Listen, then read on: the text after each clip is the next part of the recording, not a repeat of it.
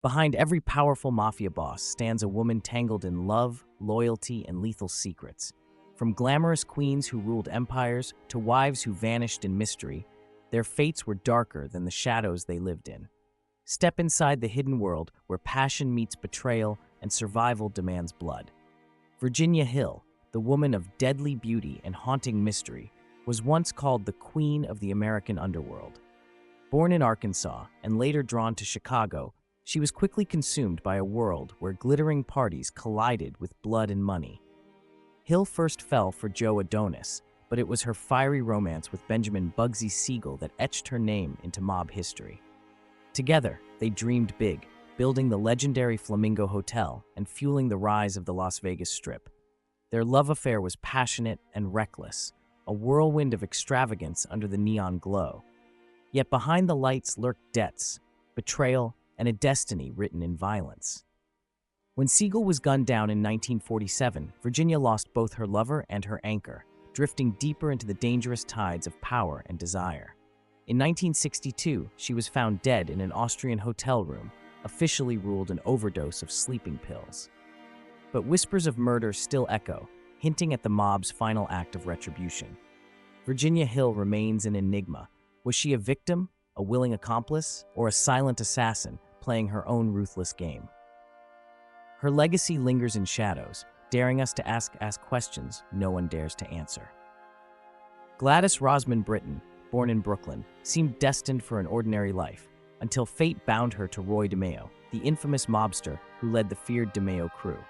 This ruthless band of contract killers terrorized New York in the 1970s and 1980s, leaving behind a trail of bodies and fear. Gladys met Roy in the late 1950s, and by 1960, they were married, raising 3 children in what appeared to be a picture-perfect family. On the surface, she was a graceful mob wife, attending glamorous parties, draped in fine jewelry, and enjoying the luxuries Roy's bloody empire provided. Yet behind the glittering facade lay a household haunted by violence and secrets. Her son, Albert DeMeo, would later reveal in his memoir how their lives were overshadowed by Roy's brutality, how a man who could butcher victims with chilling precision would return home to share dinner with his children as though nothing had happened. Gladys chose silence, turning a blind eye to the rivers of blood that financed her world. But was she truly complicit, basking in wealth bought with death, or simply a desperate woman trying to survive in the orbit of a monster? Her story remains a chilling reminder of love entwined with fear. Katherine Gregg, the woman who bound her life to James Whitey Bulger, Boston's most notorious crime boss. She was not just his lover, but his most loyal accomplice, standing by him through one of the longest manhunts in FBI history. For 16 years, they drifted across America, adopting new identities, slipping into false lives so seamlessly that the world never suspected. Gregg's devotion went beyond blind love. She was actively involved, crafting fake documents, handling finances, and managing the details of their fugitive existence. Yet in 2011, Santa Monica marked the end of their flight. Bulger was captured and sentenced to life in prison, while Gregg herself received an 8-year sentence for harboring him. The world asked, why such unwavering loyalty? Was it love, fear, or an intoxicating attraction to the power radiating from a man as ruthless as Bulger? In 2018, tragedy struck when Bulger was brutally murdered in prison, leaving Gregg shattered and stripped of her purpose. Today, she lives quietly in obscurity, carrying the weight of a love story written in blood, where devotion and crime were forever intertwined, and where passion ultimately led to ruin. Maria Filippa Messina, a young beauty from Sicily, entered the underworld not by choice, but by destiny. At just 26, her husband Nino Cinturino, infamous for brutal murders, was imprisoned. Instead of retreating into silence, Maria shocked everyone by stepping into his shoes, becoming one of the rare women to command a mafia empire. Her beauty and allure were weapons, but it was her intelligence and cold determination that forced rivals to bow. Stories whispered that she could seduce an enemy in one meeting, only to order his execution the next. Under her leadership, Cinturino's network expanded, and Maria was both revered as a queen and feared as a shadowy terror. She thrived in a world dominated by men, wielding both charm and ruthlessness to maintain her throne. Yet power built on blood is never eternal. In 1995, Italian authorities finally caught up with her, bringing an abrupt end to her reign. She became the first woman ever sentenced to a maximum security prison in Italy, a chilling reminder that in the Mafia, even the goddesses of power cannot escape the cycle of violence and downfall. Maria's rise and fall remains one of the most enigmatic tales of female command in organized crime. Griselda Blanco, a name that made the entire criminal world tremble, was known as the cocaine godmother, the Black Widow, the ruthless queen of the Medellin cartel. Born into poverty in Colombia, she committed her first murder at just 11 years old. From a street girl, Blanco rose to become one of the most feared and powerful drug traffickers in history, building a billion-dollar empire that flooded the United States with cocaine. But her cruelty extended far beyond smuggling. 3 husbands met their deaths at her hands, and countless murders were ordered directly by her. They called her the Black Widow because anyone who crossed her path rarely lived to tell the tale. Stories of her twisted parties, her lust for power, and her perverse pleasures only deepened the image of a woman consumed by darkness.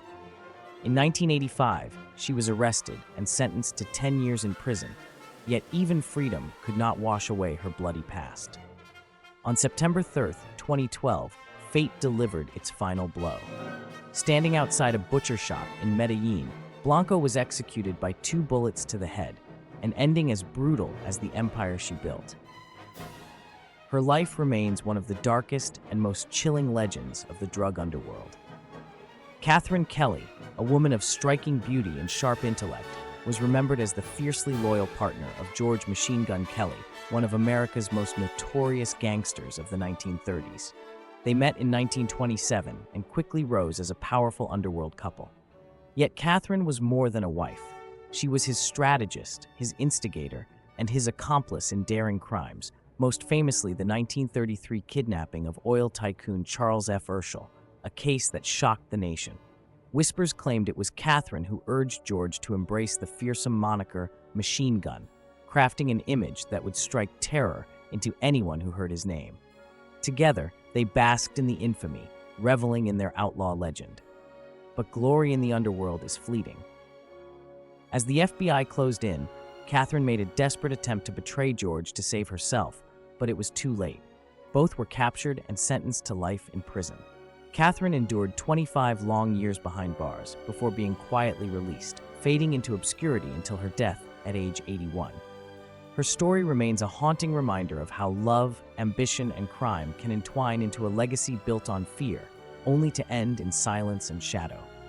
Victoria DiGiorgio, the elegant, composed woman, bound her life to John Gotti, the infamous Teflon Don and ruthless boss of the Gambino crime family. She first met him when he was still clawing his way through New York's underworld, and soon became his loyal wife, raising 5 children by his side. While Gotti flaunted his power in expensive suits, defying the law and shocking America with his untouchable image, Victoria remained the quiet anchor of the family. She endured endless trials, years of separation while her husband was imprisoned, and the crushing weight of his notorious legacy. To many, she symbolized unwavering devotion in a world built on fear and blood. Yet even Victoria was not spared from heartbreak. When her son, John Gotti Jr., stepped in to act as boss of the Gambino family while his father sat behind bars, she admitted feeling devastated. "I felt betrayed," she once confessed. "It was the worst betrayal. I would rather have dealt with another woman." Her life was a paradox, an image of grace and loyalty, forever overshadowed by the blood-stained empire of the man she loved. Victoria DiGiorgio stood as a pillar of strength, but also as a prisoner of the Teflon Don's shadow. Locke Hall, born Charlotte Denninger, bound her fate to one of the most violent figures of the Irish mob, Vincent "Mad Dog" Call. Their love story, short but intense, unfolded in the early 1930s as Call spread terror through the streets of New York. From the very beginning, their romance was tested by the shadows of crime and constant police pursuit. When the couple was arrested for possessing an unregistered gun, Law stunned everyone by claiming the weapon as her own, an act of absolute loyalty that shook the underworld. Yet that same loyalty would drag her deeper into darkness. In 1933, La was arrested once more after accidentally shooting a bystander in the Bronx, earning a 10-year prison sentence that ended her turbulent years with Mad Dog. But what came after prison is where her story turns into legend. Upon her parole in 1943, La simply vanished. No trail, no closure, only speculation. Was she silenced by the mob to protect deadly secrets? Or did she reinvent herself, burying the past to escape Call's bloody legacy? La Call remains a haunting mystery, her disappearance adding one final twist to a life on the edge of love, crime, and betrayal. Maria Licciardi, a name that sent shivers through Italy's criminal world, was feared as La Madrina, the godmother of the Camorra. Born into a notorious mafia family in Naples, she was raised under the ruthless rules of organized crime. When both her father and husband were imprisoned, Maria did not retreat. Instead, she shocked the underworld by seizing control, becoming one of the most powerful and feared female bosses in Camorra history. With cold intelligence and calculated discipline, she restructured the clan, expanded its drug networks, and enforced ironclad loyalty among her soldiers. Her empire thrived on heroin trafficking, extortion, and control over red light districts, making her both revered and dreaded. Rivals fell, police feared her cunning, and Maria ruled with the dual weapons of charm and brutality. But absolute power always attracts inevitable downfall. In 2001, she was captured after being listed among Italy's 30 most wanted criminals. Though released in 2009 due to health issues, her name remains etched into legend. To this day, Maria Licciardi stands as a chilling reminder that in the Camorra's blood-soaked world, women could not only survive, but dominate, ruling with fire and iron as true sovereigns of the underworld. Anna Genovese, a woman of glamour, rebellion, and secrets, was the second wife of Vito Genovese, one of New York's most powerful mafia bosses. After her first husband's mysterious death, she quickly caught Vito's eye. Yet unlike many mob wives who stayed in the shadows, Anna dared to step into the spotlight, using her mafia ties to carve out an empire of her own. She ran drag clubs and LGBTQ+ bars in New York, turning them into both safe havens and lucrative enterprises under mafia protection. In a time when society was still drenched in prejudice, Anna's ventures were both daring and dangerous, making her a hidden icon of liberation. Her boldness gave her influence far beyond what most mob wives could ever claim. But her marriage to Vito was a prison of its own. When he returned from exile in Italy, Anna made it clear she would no longer live under the shadow of a mafia boss. Defiant and independent, she chose her own path. Until her death in 1982, Anna lived as a queen of the night in New York's underworld, a woman who proved that even in the mafia's brutal world, there were those bold enough to rewrite their destiny. Puppetta Maresca, a stunning beauty queen crowned in Italy, could have lived a glamorous life in the spotlight. Instead, fate dragged her into blood-soaked darkness when she married Pasquale Simonetti, a notorious Camorra mobster. Just 3 months after their lavish wedding, Simonetti was assassinated by rivals, leaving his young wife 6 months pregnant and consumed by grief. But grief soon turned to fury. Puppetta, armed with a pistol and burning with vengeance, tracked down Antonio Esposito, the man believed to have ordered her husband's murder. In broad daylight, on a crowded street, she fired 29 bullets into him, shocking all of Italy. Her trial became a national spectacle, where the once celebrated beauty defiantly declared to the court, "I would do it again." Sentenced to 18 years, she served only a few before her release. Yet freedom did not return her to innocence. Puppetta stepped fully into the Camorra underworld, transforming from a grieving widow into a feared figure of organized crime. Her journey was a chilling metamorphosis, from a radiant young woman wearing a crown to a ruthless avenger wielding a gun. Puppetta Maresca's story stands as one of the most dramatic legends of passion, beauty, and blood in mafia history. Jerry McGee, the beautiful girl who grew up in poverty in California, dreamed of escaping hardship under the glittering lights of Las Vegas. Working as a cocktail waitress and showgirl, she was quickly swept into a world of money and glamour, earning hundreds of thousands of dollars a year through shady hustles inside the casinos. But fate entwined her with Frank Lefty Rosenthal, the powerful mob-linked figure who secretly ran Vegas. Their marriage was no fairy tale. It was a nightmare of love, betrayal, and suspicion. Rosenthal was wealthy and powerful, but controlling. Jerry craved money and freedom, unwilling to remain caged in his golden prison. As years passed,